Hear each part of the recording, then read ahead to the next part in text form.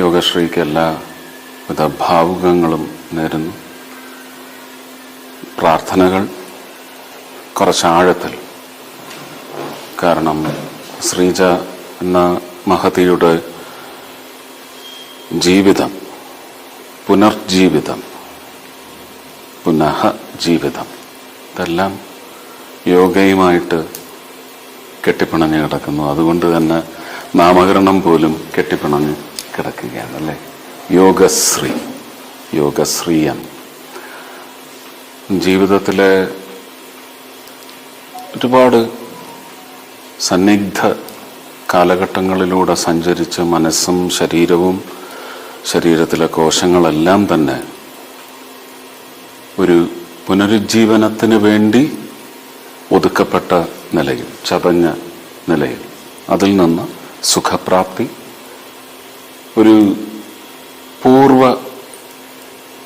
ജീവിത സ്ഥിതിയിലേക്ക് തിരിച്ചു കൊണ്ടുവരുന്നതിന് ലോകം മുഴുവൻ അംഗീകരിച്ച അതിജീവനത്തിൻ്റെ ശാസ്ത്രം യോഗ.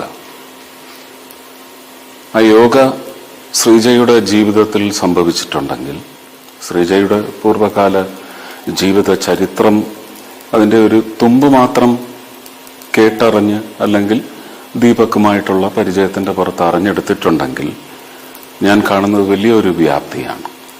ഇതൊരു പുറം ലേപനമല്ല. ലക്ഷ്യങ്ങളുടെ കൊടുമുടി എത്ര ഉയരത്തിലാണെന്ന് നമുക്ക് ആഴത്തെക്കുറിച്ച് പറയുമ്പോൾ അൺഫാതമബിൾ എന്ന് പറയും.